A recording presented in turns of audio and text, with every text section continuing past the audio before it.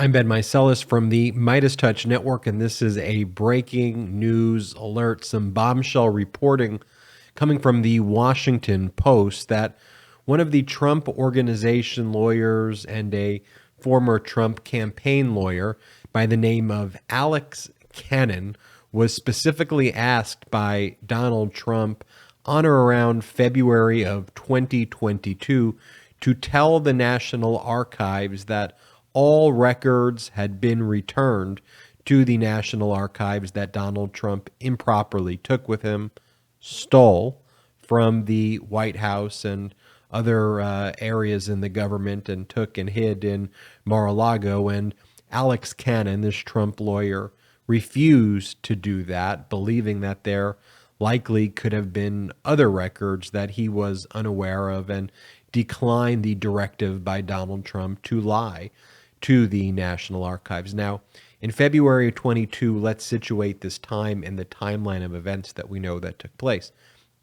On or around January of 2022, Donald Trump produced about 15 boxes of records to the National Archives, which Trump and others in his inner circle purported to be the full universe of documents that they had taken from the White House. And while Trump was the president and took those following his presidency illegally and unlawfully to Mar-A-Lago. Now, within those 15 boxes, when the National Archives took a look at them, were hundreds of classified records intermingled with news clippings and other government records, which initiated the Department of Justice investigation after the National Archives made a referral to the Department of Justice. It was at this specific time that Donald Trump directed Alex Cannon, his lawyer and a lawyer in his campaign, to lie to the National Archives and provide a statement to them that all documents had been returned.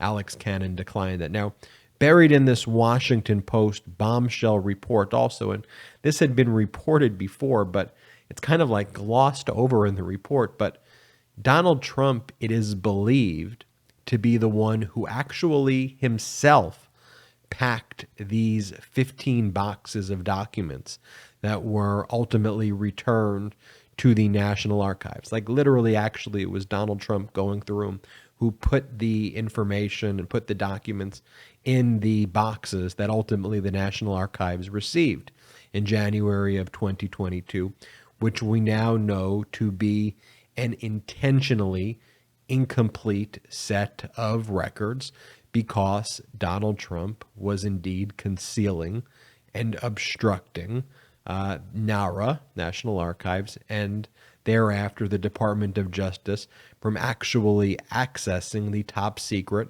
sensitive, compartmented information that he was concealing and hiding after he stole it and kept it at Mar-A-Lago. Donald Trump made a similar request that he made to this Alex Cannon, who refused the request. He made that request later to Christina Bobb.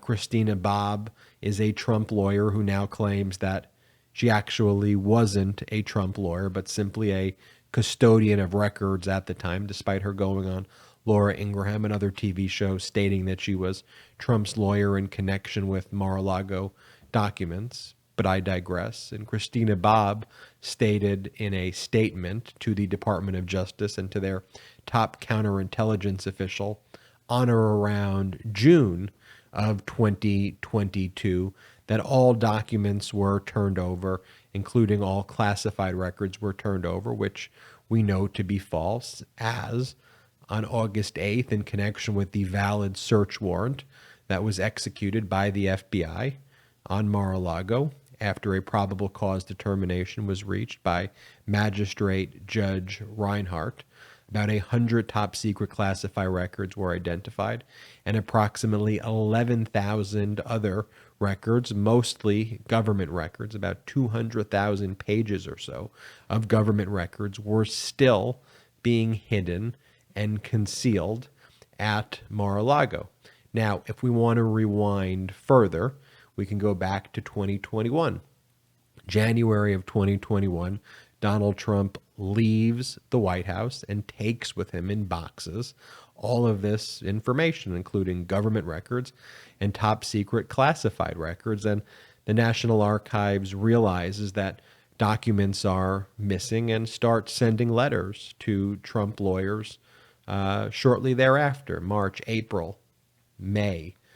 We also know from the Washington Post reports and other reports that sometime around September of 2021, Pat Philbin, a Trump lawyer, and others were being told by Mark Meadows that there was no government records and no classified records that was being kept at Mar-A-Lago. Instead, Mark Meadows was conveying to these lawyers, who were then conveying to the National Archives, that there was simply news clippings and other innocuous information that was being kept at Mar-a-Lago, but nothing of significant import.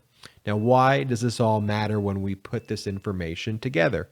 Well, it demonstrates very clearly Donald Trump's intent. It demonstrates very clearly his mental state to actually obstruct, and it demonstrates his direction of subordinates, in this case, Alex Cannon, but back in September, telling his former chief of staff, Mark Meadows, who told his former lawyer, Pat Philbin, to specifically lie to the National Archives, and later to Alex Cannon to lie to the archives and the Department of Justice, and again telling Christina Bobb to lie to the Department of Justice.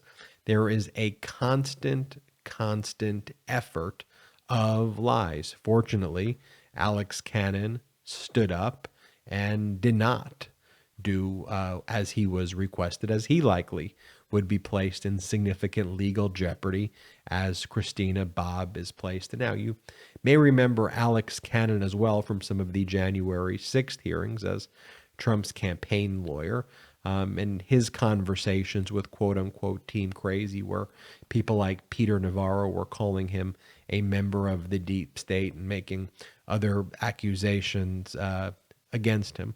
But you put all that information together, you put that timeline together, and again, it demonstrates the criminal intent, the criminal mindset that Donald Trump had to continue to conceal these records from the Department of Justice. And the fact that really just buried in this Washington Post story is the idea that Donald Trump himself was the one going through and hiding and concealing these records, and he was the one directly who was packing these boxes and sending them back to the National Archives with hand-picked or cherry-picked records, while hiding the other documents that he wanted to keep at Mar-a-Lago for his own personal purpose. Demonstrates the ultimate intent. You know, it's incredibly disappointing, to put it lightly, the way Judge Eileen Cannon has conducted those proceedings. To have a judge, and I struggle with the words there, because to call Judge Eileen Cannon a judge at this point is very difficult, because she's someone who has absolutely no credibility. And while she's ultimately somewhat slowed down the Department of Justice's process with respect now to the approximately 11,000 other documents, they have their 100 classified records back. You know, it's just so disappointing to see a judge like that support and countenance this patently unlawful conduct by Donald Trump. Now, I do want to say this, though. Ultimately, Eileen Cannon asserted equitable jurisdiction over the search warrant matter, where a probable cause determination was made by a magistrate judge who sits within her same district, within the Southern District of Florida, and she analyzed these factors under a 1975 case called Ritchie. And one of those factors is, did the government exercise a callous disregard when it executed a search warrant? The 11th Circuit found it didn't. Even Judge Eileen Cannon found that it didn't. Did an individual like Donald Trump suffer irreparable harm? The 11th Circuit found he couldn't suffer irreparable harm. He did not even have a possessory interest in the documents at all. And so when you assess all of the factors, the 11th Circuit says, none of the factors that a judge could utilize to assert equitable jurisdiction would have favored doing that in this case by Judge Eileen Cannon.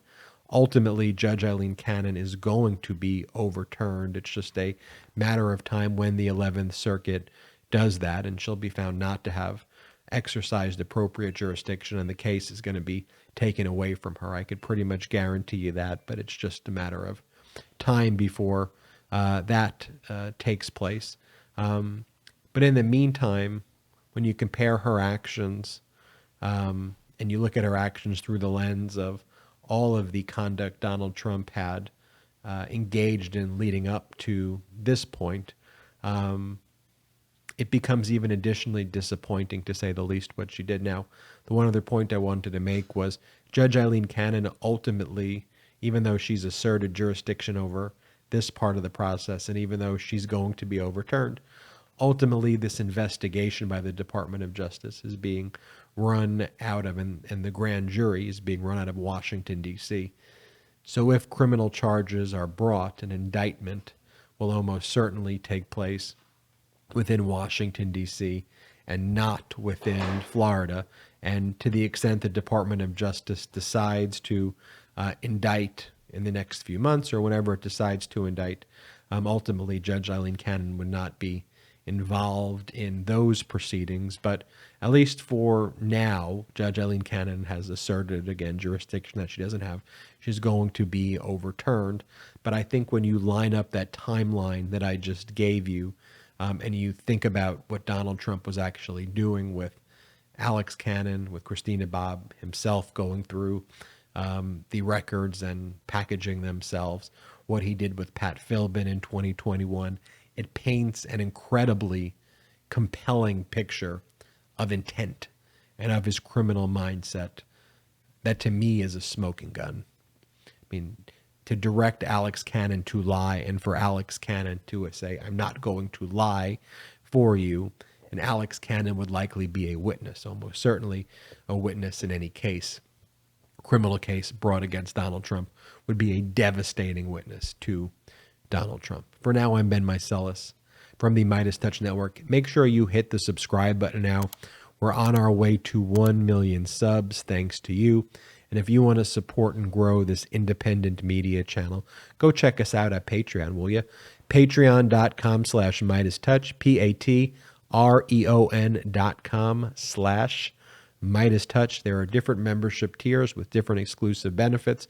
Join the tier that you would like, but it is a way you can help grow this independent network. That's patreon.com/MeidasTouch. Until next time, I'm Ben Meiselas from the MeidasTouch Network. MeidasTouch is unapologetically pro-democracy. And look, we know you are too. So please make sure you check out our best-selling shirt and our best-selling gear, the unapologetically pro-democracy gear. And hey, while you're at it, make sure you check out my favorite shirt and one of our most famous designs, It Wasn't Rigged, You're Just a Loser, at store.MeidasTouch.com. That's store.MeidasTouch.com.